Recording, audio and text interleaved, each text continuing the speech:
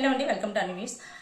శ్రీశైలం టన్నెల్లో ఇరుక్కుని 8 మందిని ఈ రోజు ఎలా అయినా సరే తీసుకొచ్చేస్తామని అధికారులు అఫీషియల్ గా చెప్పారు. ఎట్టి పరిస్థితుల్లో ఈ రోజు సాయంత్రం లోపు అక్కడున్న వాళ్ళ ఆచూకు గురించి అయితే మేము కన్ఫామ్ గా చెప్తాము అని చెప్పారు.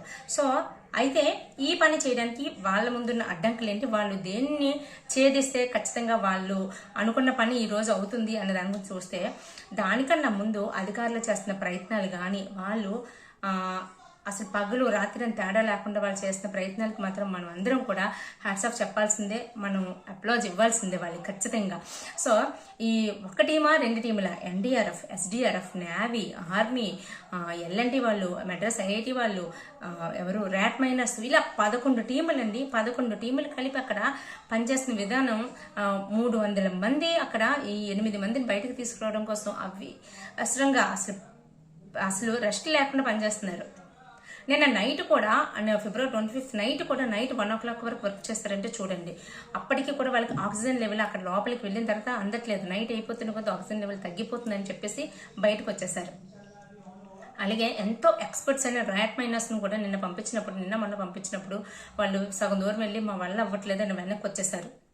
ఏ ర్యాట్ మైనర్స్ అయితే ఉత్తరాఖండ్లోని అన్ని రోజులు ఎవరు ఏం చేయలేనప్పుడు ర్యాట్ మైనర్స్ వచ్చి వాళ్ళు కొన్ని గంటల వ్యవధిలోనే అక్కడ ఇరుక్కుపోయిన వాళ్ళని సజీవంగా ప్రాణాలతో బయటికి తీసుకొచ్చిన ర్యాట్ మైనర్స్ ఇక్కడ ఏం చేయలేకపోయారు. ఒకనొక టైంలో ర్యాట్ మైనర్స్ వస్తే ఏదో ఒకటి చేస్తారు, ఖచ్చితంగా వాళ్ళు బయటకు వచ్చేస్తారు అనుకున్న పరిస్థితి.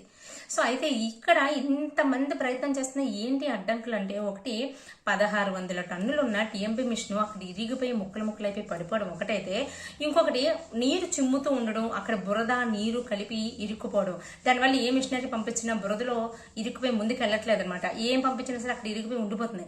సో ఇదొక పెద్ద ప్రాబ్లం అయింది వాళ్ళకి. సో అందుకని ఈ రోజు ఏం చేస్తున్నారు అంటే, కొన్ని గ్యాస్ పైప్స్ తీసుకొని బయట ఆల్రెడీ ప్రాక్టీస్ అయితే చేస్తున్నారు వాళ్ళు.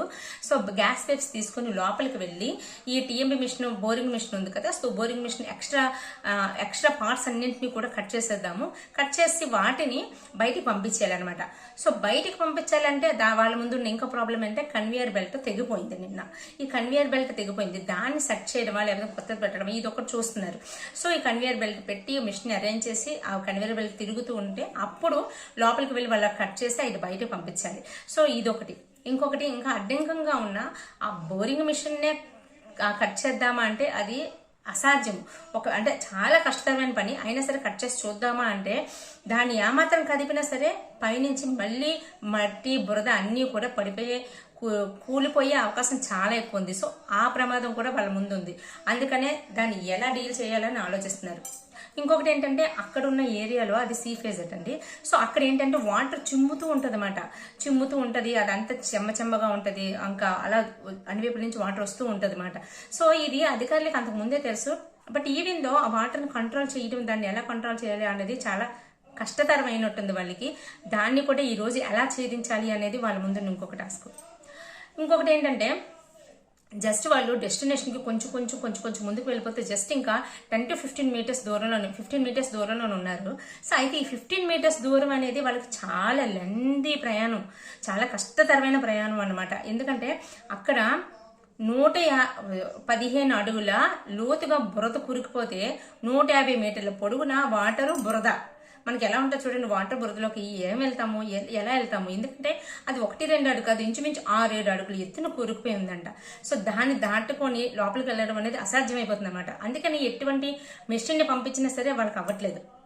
సో ఇది ఒకటైతే, ఇంత మనకి ర్యాట్ మైనర్స్, ఇంత ఎక్స్పర్ట్స్ అండ్ ర్యాట్ మైనర్స్ బురదలోంచి వెళ్ళిపోవచ్చు కదా అంటే, మామూలు బురదలోంచి అయితే వెళ్ళిపోవచ్చు, ఇక్కడ ఇన్ని అడ్డంకులను బురదలో వాళ్ళు వెళ్ళలేకపోతున్నారు. అసలు ఈ ర్యాట్ మైనర్స్ ఏం చేస్తారు అంటే, ర్యాట్ మైనర్స్ అంటే ఒక ఎలక ఉంది అనుకోండి, ఫర్ ఎగ్జాంపుల్ ఎలక ఏం చేస్తూ ఉంటుంది, ఏదైనా ఒక ప్లేస్కి వెళ్ళాలంటే కింద నుంచి కలువ తవ్వుకుంటూ వెళ్ళిపోతూ ఉంటుంది. సో అది వేరే ప్లేస్కి వెళ్ళిపోతుంది, అంటే ఇక్కడ నుంచి గొయ్యి పెట్టుకుని అక్కడికి వెళ్ళిపోయి దాని పని చేసుకుని వెళ్ళిపోతుంది. అలాగే ఈ ర్యాట్ మైనర్స్ కూడా బురదలోనే వాళ్ళ చేతులతోనే బురద తవ్వుకుంటూ ముందుకు వెళ్ళిపోతారు అనమాట. అందులో చాలా ఎక్స్పర్ట్స్ చాలా ఫాస్ట్గా చేసుకొని వెళ్ళిపోతారు. అయితే అలాంటి ర్యాట్ మైనర్స్ కూడా అక్కడ వెళ్ళలేకపోయిన పరిస్థితి, అంత నేరో అయిపోయింది అన్నమాట సిచ్యువేషన్. సో అయితే ఇప్పటికీ కూడా ఇంకా ర్యాట్ మైనర్స్ ఉన్నారు, వాళ్ళు బయటకు వచ్చేసినా వెయిట్ చేస్తున్నారు. ఎందుకంటే ఆ టీఎంబీ మిషన్ కట్ చేసి బయటకు తీసేసిన తర్వాత వాళ్ళు కూడా వెళ్ళి వాళ్ళ ప్రయత్నం వాళ్ళు చేద్దామని. సో ఖచ్చితంగా అయితే ఈ రోజు మళ్ళీ హై లెవెల్ మోటార్స్ వాడుతున్నారు. ఆ వాటర్ లెవెల్ ఇంకా కొంచెం తగ్గుతుంది కదా, ఇంకా బాగా తగ్గించడానికి ఈ రోజు సాయంత్రానికి ఎలా అయినా సరే వాళ్ళు అనుకున్నవి ఈ వాటర్ బయటకు తీసేయడం, బురదను కూడా ఒక్కసారి మనకి బురదను కూడా బయటకు తీసేస్తే కొంచెం వాళ్ళకి కొంచెం ఫ్రీ అవుతుంది. ఈ మిషన్ పార్ట్స్ కూడా కట్ చేసి బయటికి పట్టుకొచ్చేసిన తర్వాత కొంచెం ఫ్రీ అవుతుందని హోప్ఫుల్ గా ఉన్నారు. సో అప్పుడు ఆ 15 మీటర్ల దూరం వెళ్ళడానికి అవకాశం ఉంటుంది. అప్పుడు మేబీ అక్కడే వాళ్ళ ప్రమాదం జరిగిన ప్లేస్ అయి ఉంటుంది, వాళ్ళ లోపలికి ఇరుక్కుపోయారా, సో లేకపోతే ఏంటి ఎలాంటి సిచ్యువేషన్ లో ఉన్నారు అనేది ఈ రోజు సాయంత్రానికి ఎట్టి పరిస్థితులైనా తెలుస్తుంది అని చెప్తున్నారండి అధికారులు. నిజంగా వీళ్ళందరూ చేస్తున్న ప్రయత్నానికి మాత్రం హ్యాట్స్ ఆఫ్ చెప్పాలి.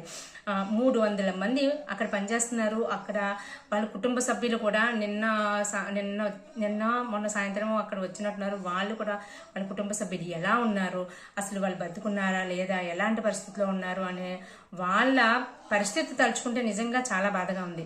సో ఏదేమైనా సరే ఈ రోజు సాయంత్రానికి మన అధికారులు అనుకున్నది సాధించి ఒక మంచి విషయం, ఏదో ఒక విషయం మంచి విషయంతో బయటకు వస్తారని ఆశిద్దాము. సో అంతవరకు టేక్ కేర్, బాయ్. వీడియో మీకు నచ్చితే లైక్ చేసి షేర్ చేయండి.